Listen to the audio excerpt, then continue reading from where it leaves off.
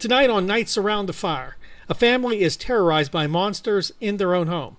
They can't sleep. They can't sit in their yard or on their porch. They can't even put up holiday decorations. And worse yet, what if I told you this wasn't happening on a rural farm, but at the end of a subdivision only a few minutes from town? Join us tonight as we tell you the tale of 100 Bigfoot nights. I'm David Thompson, and this is Nights Around the Fire. I'm glad you can join us. I'm David Thompson, and this is Sue Taylor. Tonight we have a special program for you. Of course, it's going to be on Bigfoot, one of our favorite topics. Sue, what do we have? All right, tonight we're going to tell you the story of 100 Bigfoot nights. We've been waiting for this one. We have been. For a while. Now, that is a book, right? So it's actually a trilogy of books. This is the first one, the 100 Bigfoot nights, and then there are two more, which... if you guys like this one, we can talk about the other two. If you guys are like, nope, we're good on the first one, we will just give you the links and you guys can go out and read them at your own leisure. I get the feeling they're going to love all three books. I think they are too. So, this particular book, this is a real family. This is a real family and this is a true story. And so one thing I really want to emphasize to you guys is that they have a website. It is 100 Bigfoot Nights. We're going to put it in the comment section and we're going to put it on the Facebook page, the Canonsburg Paranormal Discussion Group, so that you guys can go out and reference it, because there are audio links and there are photo links. So you're going to want to check that out. Fantastic. Do so. And please do join us on our Facebook page. We want to have you as one of our members. Hit us on Instagram as well. Nights Around the Fire. And of course, we love to have more of you want to join us and subscribe to this channel and squash that like button and share the video with as many people as you can. We appreciate you. Okay, 100 Bigfoot nights. So where did this all start, Sue? Okay, so they were very careful to leave the location out in the books, but it has since gotten out online, so you can find out where they live. So I will just say the family was based in Arkansas. Well, that answers a lot of questions. Yes. Now, this was, as I mentioned in the intro, this was basically a cul-de-sac, a neighborhood. Yes, and we will put the map up on the screen so that you guys can see it. That is directly from the book. I took a screenshot with my Kindle, so hopefully you guys can see it well. If not, you guys can go out to the website, take a look at it. But that is a screenshot of their neighborhood, so you can see where their house is marked with the other subdivision houses. And she specifies in the book that they were only a few minutes away from the main street of town. So that'd basically be like somebody up in one of the subdivisions in South Point having this experience with Bigfoot. Right. So this was a neighborhood, and there were woods nearby. Yeah, right across the road from their house. Yes. Okay, so it's key, because I know I walk out here sometimes in a neighborhood and I see deer run through the yard here. You have them more than I do because she's closer to more wooded area, but it's surprising because you wonder where they're at. But deer can hide, and obviously so can a Bigfoot. Yeah, they can. And the one thing that she emphasizes in the book was their house was here, the road was here, and there was like an easement across the road that they would park on. So in the book a lot she references the easement, and sometimes they would park in a position that her passenger side door would be right up against the woods.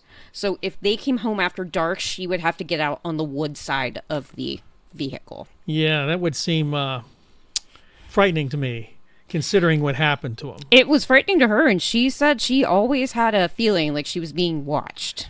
Right, and this is not a new theme here on Nights Around the Fire. We discuss that a lot with a lot of the sightings you talk about, people feeling watched. And I believe, right there I knew I was being watched. And that's an eerie feeling. I wouldn't like it. I don't like it. I felt that way before, and I can't imagine living with it. Yeah, I can't imagine living with it. Now, I do want you guys to listen to this episode, and I want you to be open, and I want you to have conversation about it, because I have some thoughts and some opinions on this book and some of the actions in the book, but I want to know what you guys think. So I'm going to try to keep some of those to myself, but I'm also going to, whatever Dave's opinion ends up being, I'm going to react to that too. So might not keep them as quiet as I'd like. I understand. And we'd like that comment. Put it in the comment box. Give us your opinion.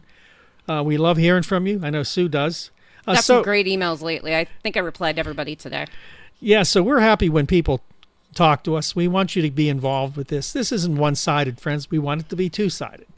So, Sue, where did this all start? Where did it begin for this family? I believe the book was about 2012. They said that this happened. Okay. So About 13 years ago. Yeah, early to mid 2000s. This all happened, and this is the story of the Parker family. That's their real names? Far as I know, yes, that is their real names. And Christine used to do a lot of interviews. Like, you used to be able to find a lot of interviews with her on podcasts and stuff like that. You can still see some of them if they're out there. I think they still have a YouTube channel that had all of the videos and the sound links on it. So you can go out and check that out and listen to some of this in her own words. So the family is Christine, who is the mother, Dean, who is their husband, and then they have 3 sons. And the sons are all adults. The youngest one is 22. This is today. In the book. In the book, they were all adults. Yes. Okay, yes. so you're not dealing with small children. No, not small children. At least not in this family. Some of the neighbors had small children. Yeah, okay. But they did not have small children, but they did have 4 dogs. Makes it more interesting. Yeah. Yeah, and one of the dogs, Foxy, had a interesting thoughts about Bigfoot. An encounter? Let's go on. Okay. Okay. So let's start with how this all began. So the husband, Dean, is going outside to set up the annual Halloween decoration display. And apparently it was a pretty elaborate display. Like, this sounds like a really awesome display. They had inflatables, they had skeletons, they had spotlights and lights out. Like, sounds like a really good Halloween display. Wow, yeah. Okay. So Dean, as you do when you are doing a very elaborate Halloween decoration or any type of holiday decorations, or even when you're just, setting something up outside that you want to check out, Dean does the logical thing. He goes out after dark to make sure that the lighting is right. Right, I do that. I do that too. So while Dean is outside, he is sitting in the front yard, not terribly far from the front door, and he's adjusting one of the spotlights on the decorations. And he hears a noise coming from the forest.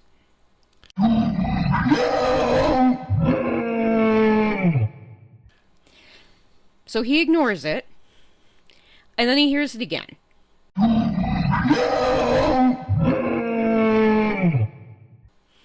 And he doesn't recognize what the sound is, but Dean is a military man.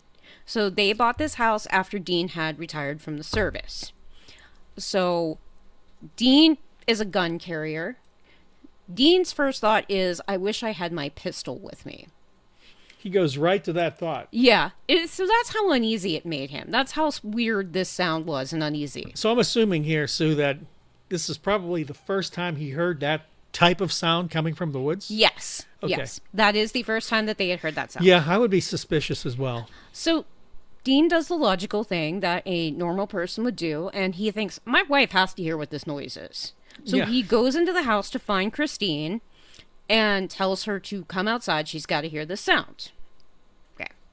So Christine gets up, and she comes outside, and the sound that is coming from the forest is a bellowing, mournful howl.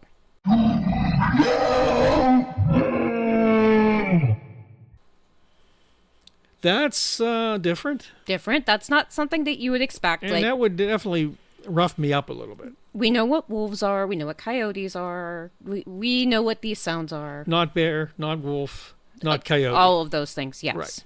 All of the nots. So none of them recognize this sound. But what they assume is that an animal is hurt or injured in the woods. Okay. Being the good human beings that they are, they decide they have to go out into the woods after dark and help these animals. Okay. I don't know that I would have done that, but okay, yeah. more power to you guys. Right. So they go inside and they get flashlights to head out into the woods, and they call their youngest son, Jack, who is 22 at the time that this story starts off. Okay.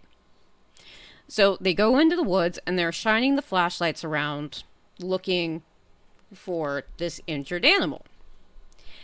And as they are walking through the path in the woods, Christine starts to think that this is a mistake. She starts to think, maybe we ought to get out of these woods. Because she had a feeling. Yes. Okay. Again, I'm in on this. All in. And she says to Dean and Jack, we need to get out of these woods right now. So make like a tree and leave. Yes, like all of the trees around them. So they did. They did. So one thing I'm going to clarify about Christine, and Christine specifies in the book, she's afraid of the forest and she's afraid of Bigfoot. Now, she said this before she knew of Bigfoot. Yes. She does not want to see a Bigfoot. She has zero interest in seeing Bigfoot. So it scared her just knowing that what a Bigfoot is.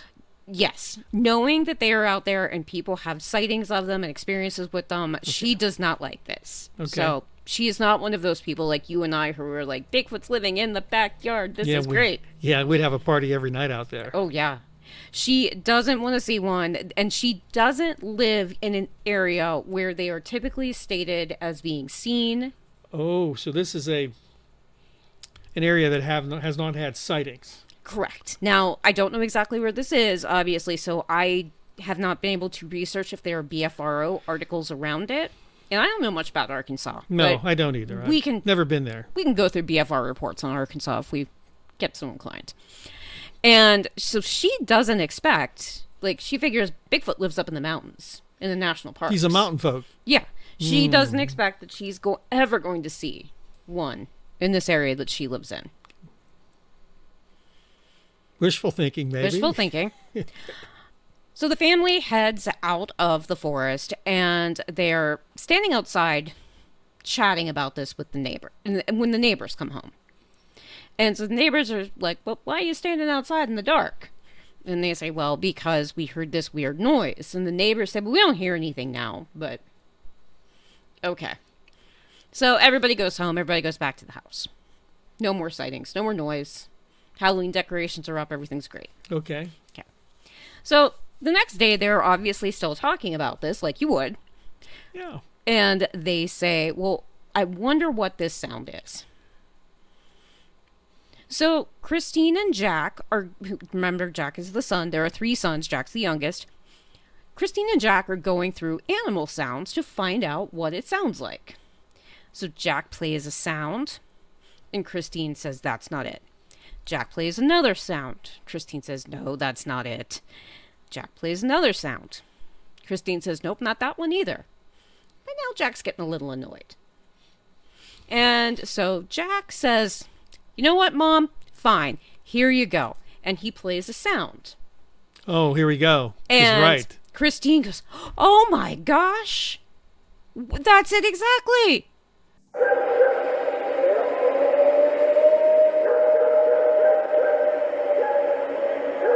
Where did you find it? What is that? And Jack says, Mom, that's a Bigfoot, How I did that to mess with you because you kept saying no. So I played that sound. And so she says, well, that obviously cannot be what it is. Well, Dean comes into the room, and Jack plays the sound for him. And Dean says, yeah, that's exactly what it was. What animal is making that sound? So Jack says, Dad, Bigfoot, How? And Dean shrugs, and he says, well, that's what it sounds like. So, and leaves the room. So, Christine's a little more worked up. She hates Bigfoot. She does. Yeah, she does not like this. She did not sign up for this. He moved into the cul-de-sac. Yeah. And Dean is like, well, all right, I guess that's what it is. So from what I understand from reading the book, it sounds like the howl that they were listening to was the Columbiana Bigfoot howl.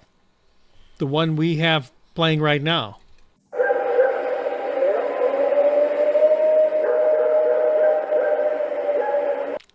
Yeah, if I heard that in the woods behind me, I would definitely myself believe that was definitely a Bigfoot, because this is what we do. That's a very distinctive sound. Yeah, it's distinctive. And again, she went through a bunch of other sounds, right? And none of them matched this particular audio she heard. Correct. Except the Bigfoot howl. Correct.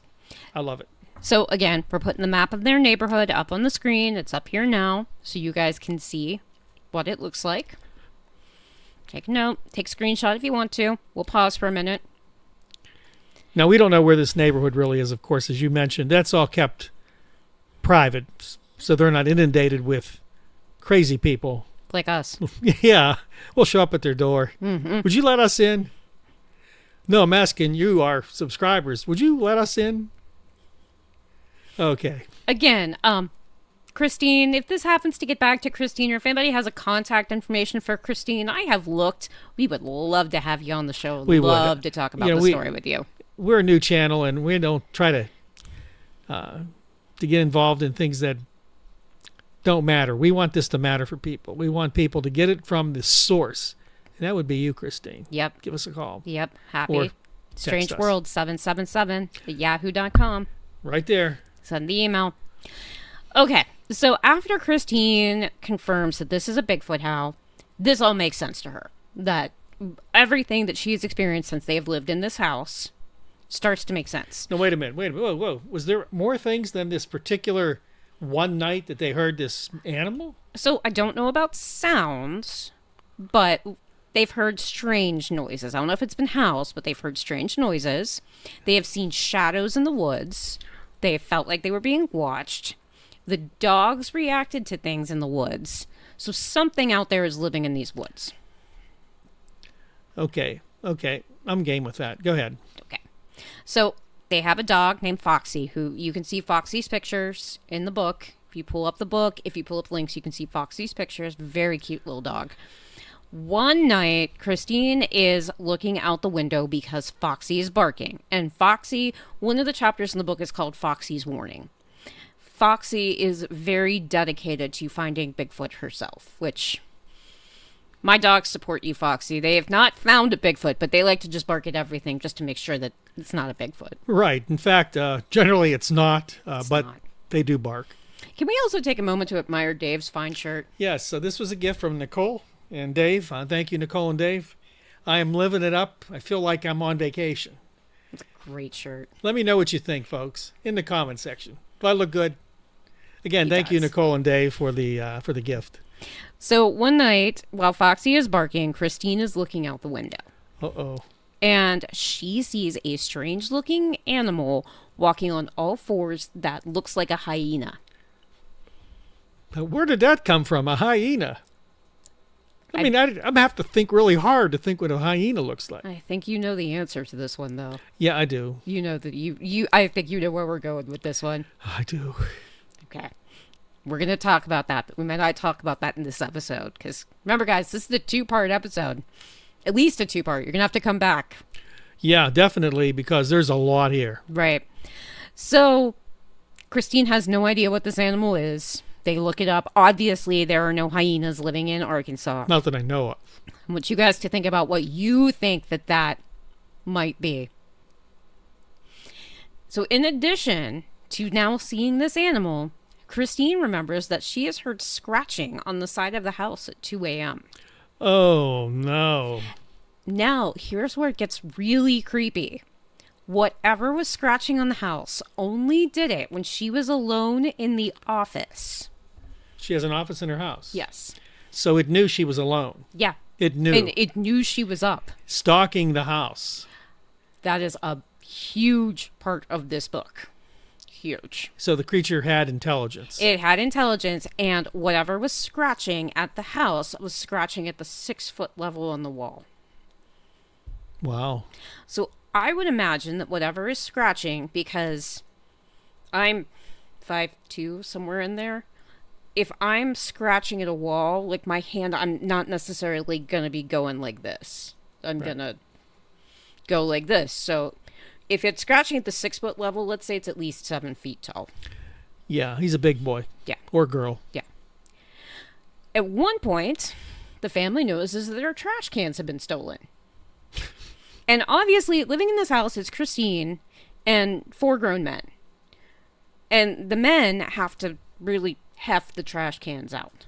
So, who steals trash cans? And why? Yeah, why would you? Why would you? That doesn't make any sense. And so it's not going to be like, if it's that big that, like, four grown men have to carry those trash cans out. They must have a lot of garbage. Well, family of 5. Yeah, I'm sure they have a lot of leftover stuff. And the dogs. And the dogs. And I'm guessing, as we've talked in the last video, that there's a lot of good food for a Bigfoot to eat in a trash can. Yeah, because if they're stealing the whole trash can, that's not teenagers necessarily messing around. Like, teenagers aren't going to steal the whole trash can. It's takeout. Yeah. He just got takeout for him and his wife.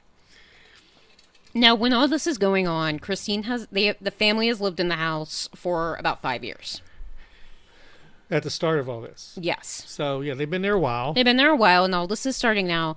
And in those 5 years leading up to this point, Christine has never really thought about outside surveillance. But now, Christine feels like they need a camera outside. And I think that's kind of the difference between then and now. Now, so many people have Ring doorbells. Yeah. They have whatever. Yeah. All kind of non-wired infrared, or should I say internet-based wireless technologies. You can have tons of cameras. But back then, they weren't really that good. Yeah. And people just didn't have them. Like, if you They're had expensive. them, that was different. Usually put one up. Yeah. So her husband, being the good husband that Dean is, Dean puts the camera up outside.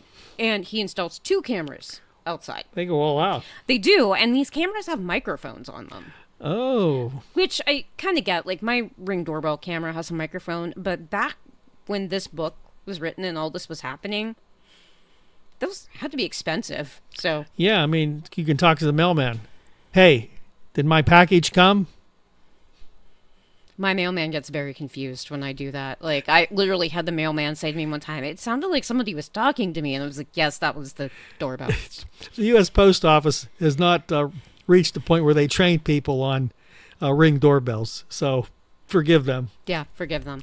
Okay, so she has cameras now. She has cameras. So, all right, these cameras could go either way. Let's keep talking. Let's see if you guys think that these cameras were a good idea or a bad idea. Okay. So, Christine also does the very logical thing, and she files a report with the local Bigfoot organization. She gets a call back from the investigator, which is very smart. I am very proud of her for doing this. Yeah. So, good job. So, the Bigfoot investigator comes out, he takes a look around, and he tells them that Bigfoot is very sensitive to their surroundings. Bigfoot saw the Halloween decorations and got scared. So Dean scared a Bigfoot with his Halloween decorations. He scared him based on what information that he scared Bigfoot? The investigator said that Bigfoot is very sensitive to their environment, and something changed in their environment, and they were afraid of the decorations. They didn't like decorations. Yeah, I don't know. I can't really speak to that. I've got nothing. This batch of Bigfoot is a Jehovah's Witness, and they don't celebrate holidays. Oh, okay. That answers it. Answers that. All right, end of the episode. We're done. Okay. So the investigator explains to them that this area is the perfect place for a Bigfoot to live. They have fresh water, which we've talked about before. They have shelter, and they have food. Well, food from their garbage cans. That for sure. And remember, this is a subdivision, so it's not just their place. Oh, yeah, there's plenty of garbage cans. Plenty of places that they can go rummaging around. It's like going to a strip mall and having 12 places to eat at. It's like every being night. down here in Kinsburg in Cappuccino. Right. So Christine says, well, the dogs bark. And he says, well, yeah, they know that the Bigfoot's out there, so they're barking to provide warnings. So investigator confirms what they've thought, and that they say, yeah, there's a Bigfoot living in these woods, and this is just where they live. Nothing you can do about it. This is just where the Bigfoot live. Well, they live in the woods, but why did he take up residence next door? Right, and why didn't they respond in 5 years? So obviously he's a new tenant. He might have just moved in. Well, because if they didn't hear him in 5 years, he couldn't have been there 5 years. I mean, they'd have noticed something you would sooner have than thought 5 that they years. would have, yeah.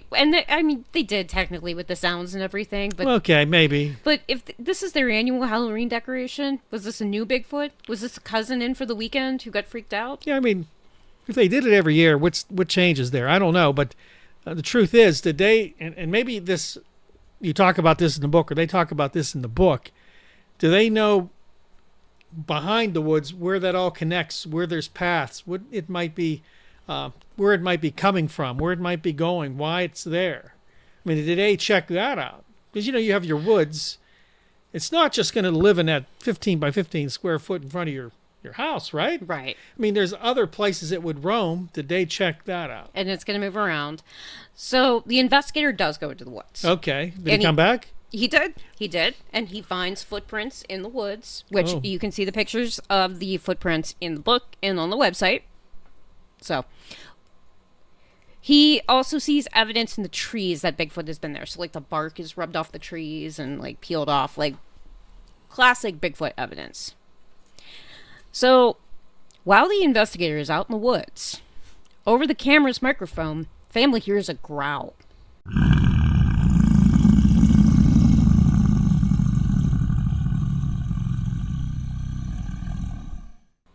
Okay. So about this time, the investigator leaves, goes out, gets in his car, and drives away. And Christine goes, oh, well, the growl scared him off. And so she talks to him later, and she's like, oh, I was really worried something was going to happen to you and everything. And he says, bah, I've had rocks thrown at me. I'm not concerned. This is just what I do. This is what they do. This is what I do. Like, we got a thing going on here. Don't worry about me. Okay, yeah, it makes sense. We've seen this before. We have. Now, two of the sons decide that they are going to set up food traps in the woods as bait for the Bigfoot. Oh, what could go wrong there? So they're out in the woods, and what do they smell while they are out in the woods? A skunk-like creature. Yep, sewage. And they said it smelled horrible out there, like just absolutely horrible. So sons are continuing to put food out there. Christine does not like this. I bet she doesn't. She does not like this one bit.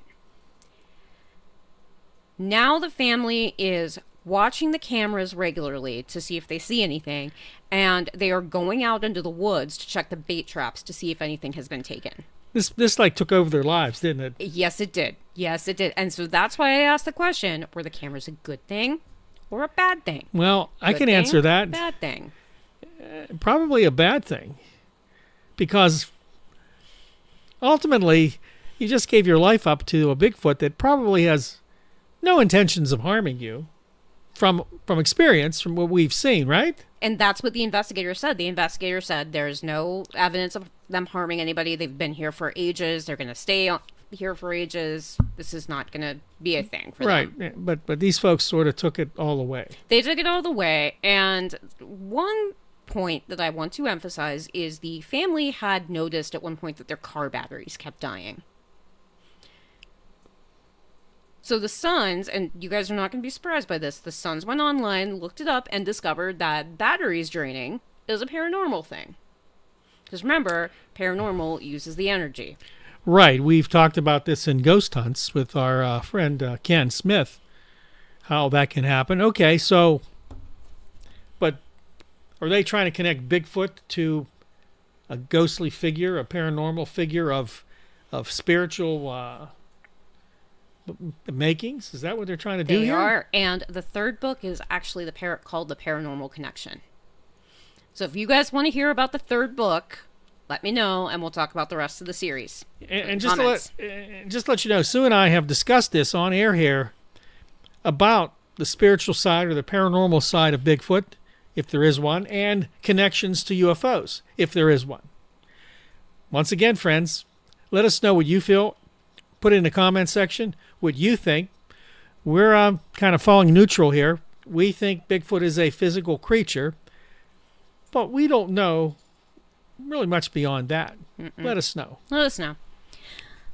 At this point, Christine's terrified at night. Yeah, I can understand that. She wants to hear the Bigfoot as soon as they come. She wants to know they are there as soon as they are there. So she asks Dean to go out and point the cameras towards the cameras and the microphones toward the woods, and she wants the volume turned all the way up so she's picking up information. They also buy a hand recording device so they can record what they hear on the cameras. Surprised they didn't put sensors in the woods, have drone flybys. I mean, that was I don't today. think they had drones. I think drones were too expensive at that Yeah, I point. get the feeling that if it was today, though, they may go all out on surveillance there. They probably should have just went into the business. For a person who does not enjoy Bigfoot, she really wants to see one. And she says so in the book. She really wants to see them. Hi, I'm Bigfoot. Okay. So they do pick up a lot of weird stuff on the microphones. They hear clinking sounds. They hear what sounds like a child saying mommy. That's creepy. That's creepy. And they hear banging sounds like somebody is out in the woods. This is late at night? Yeah, at night. At night. And they also hear the standard screams and whistles.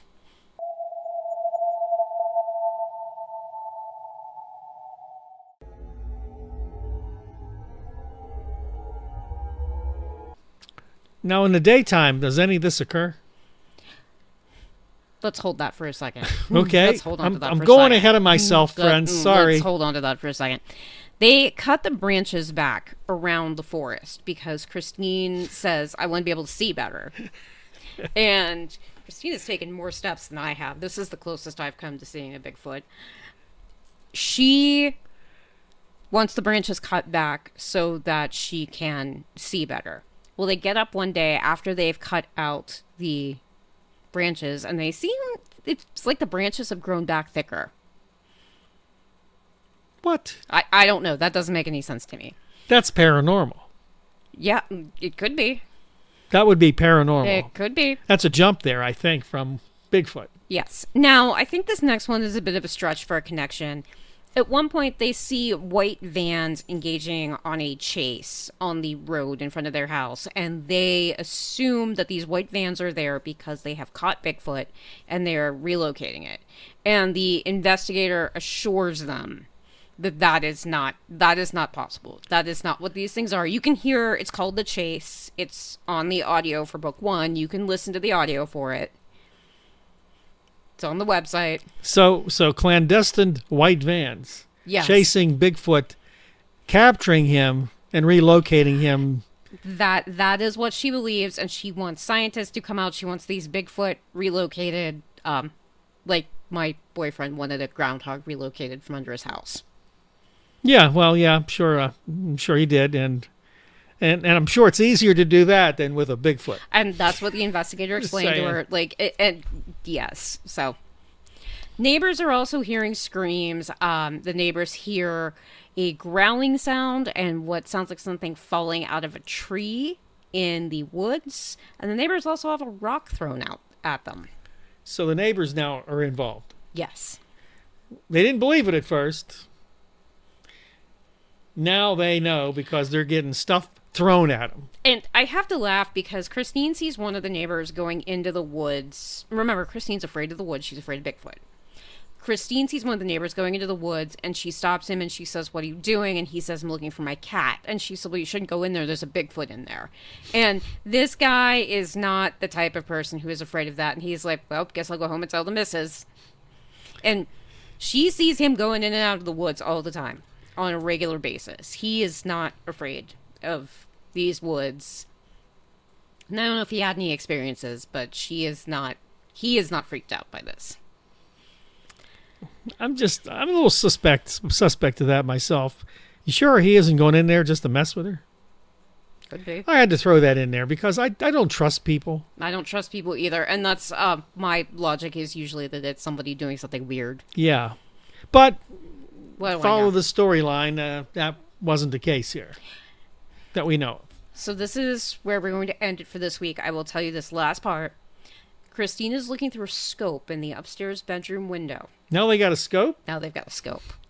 And she sees something about 8 feet tall with Oh. big eyes. Uh-oh. He was really close to the easement in the road, and he doesn't even care if the cars are driving by him. Were they? They cars. were. At least one car went by while she was looking at them.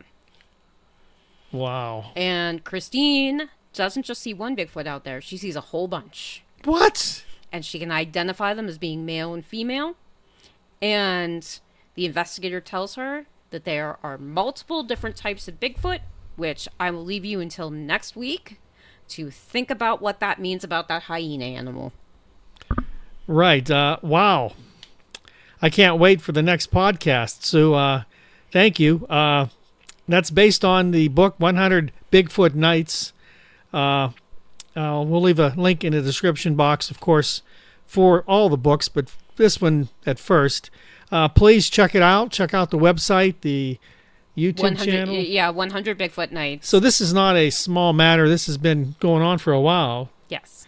And it's interesting. I mean, some of us would dream of having that happen in our home, but this wasn't something unwanted by Christine. Well, things start to happen, and we will discuss those in the next episode. So, friends, just let us know what you think. Write a comment. Do you think this could be a paranormal thing as well? I want to ask that because, again, this pops in and out of our conversations.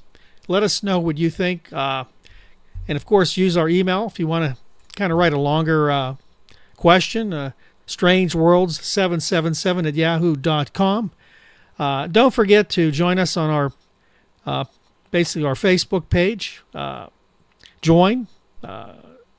You've posted some stuff. I've posted some stuff. I am currently looking for listener stories that we can use in a listener stories episode. So please email those over to the Strange World 777 email. Right, and of course, find us on Instagram. We want to join. Nights Around the Fire. We love having people join what we do here. Remember to like, subscribe, and Squatch. That like button. We enjoy all the new people we've had. We've got a lot of enthusiasm about it. We're going to keep you fired up about Bigfoot and other paranormal things happening, not just in our town, but across the nation. So please join us next time. And for Sue, I thank you for being with us, and we'll see you next time right here on Canonsburg's #1 paranormal podcast, Nights Around the Fire. Bye, guys.